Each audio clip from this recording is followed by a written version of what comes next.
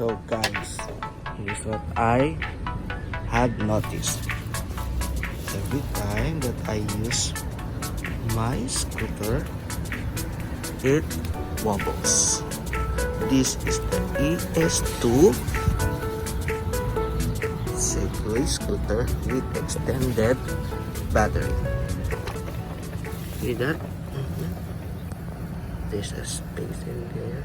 When you shake it out, you can feel there's a discoloration around it, meaning to say there is friction. Oh, see? The screw is not tight. It's not tightly screwed.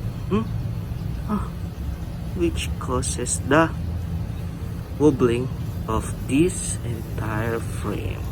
And this one, I had an accident last time with my scooter, and unfortunately when I check on my on this part, the screw is not available, or it is unscrewed there and no more screw, so that's why it wobbles a lot.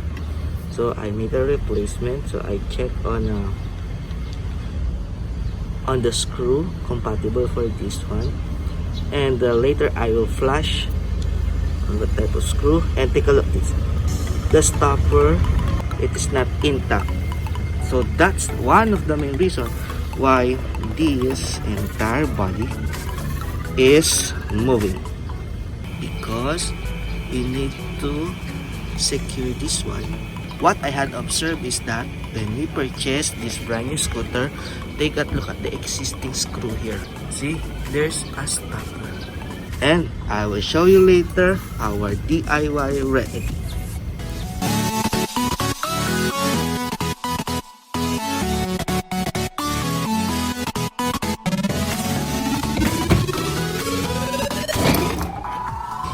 We have our scissor. We have our Allen wrench. We'll be needing number 4, and we have our 100% PTFE Teflon used for the faucet.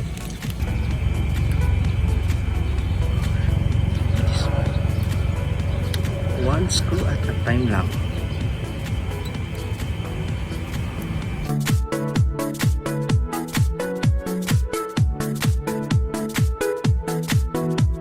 You can do this in upright position, resting the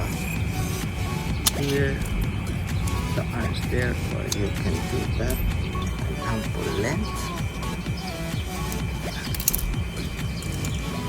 Good enough to cover the screws, or the tip of the screws. Cover them, the whole tip. It's just like strategy, same like wrapping some bands, like rubber band, band-aid, or some bands on your finger. Imagine that one. Yep, there you go. There you have it. So how much would be the length? It depends. But don't worry if it thickens, if you have a thick layer. But the good thing with this is it fits on the entire screw. So this will give an anti-wear. And let's put it.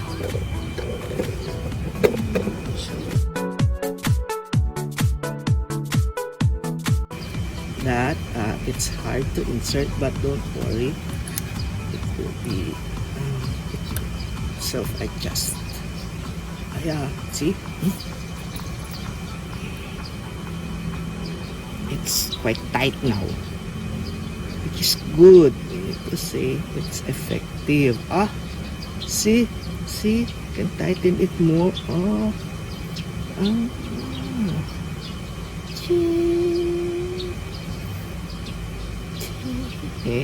See? So the bumps of the street can protect, this Teflon can protect those screws, okay? let's do it on the others. Cool.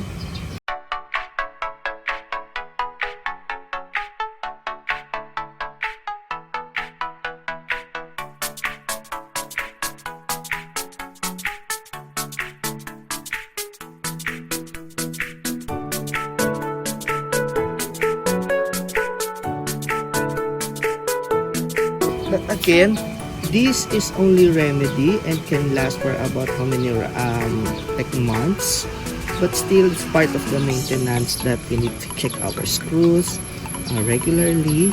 And instead of buying new screws, you can have this remedy.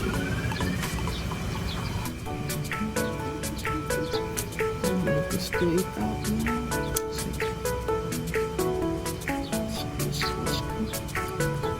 Tighten it. Oh, there you are. You can feel that. Oops. Oops. Oops. I can feel that. I can feel it tightens.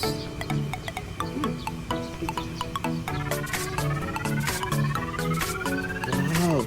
Like boring again.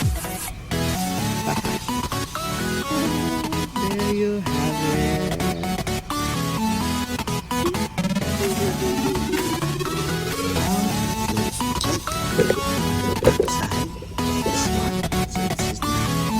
Still loosen. So what we're going to do is to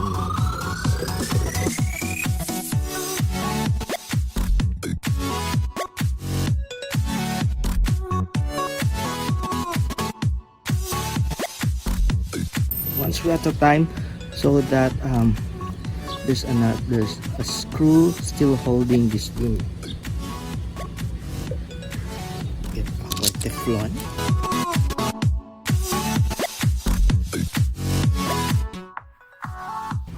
Don't worry if it is loosened or if it is not tight. Just stretch it out. Okay. Regardless how thick it is, it's okay because the force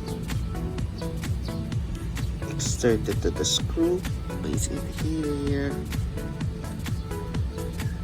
Okay, so I put our camera on a different angle for you to see how this works. So again,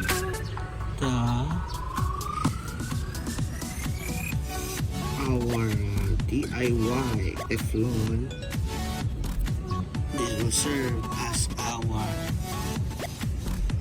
anti-friction remedy for this. It again on the other screw. Let's unscrew again.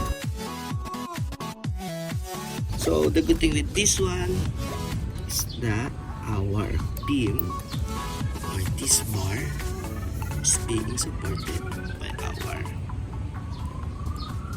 by the other screw, which is already done. And then get our Teflon. So this is the other way on how we do it, and then wrap around it on the teeth of the screw. Just tighten it, tighten. Okay. Don't mind my dirty hands. There you have it. And then let's get our scissor. Oops. Let's get our scissor. Cut it out.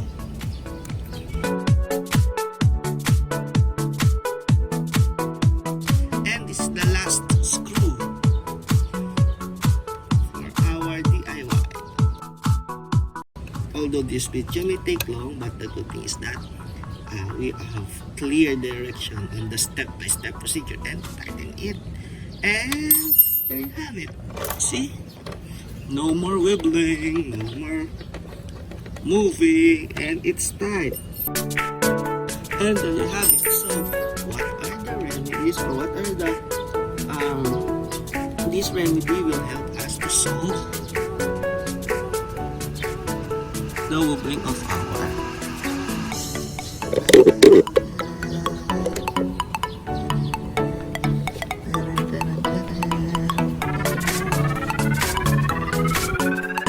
So as we clean this up, so what are the benefits of doing this DIY? Number one is that it helps to tighten and keep tight our bar battery, especially this battery area, to prolong, number one, to prolong life of the battery, to avoid wobbling, number two, to avoid wobbling the entire beam, number three, this will lessen the friction of the beams, and number four, for our easy and happy trip. There it is. And let's go. Bye guys. Until our next vlog.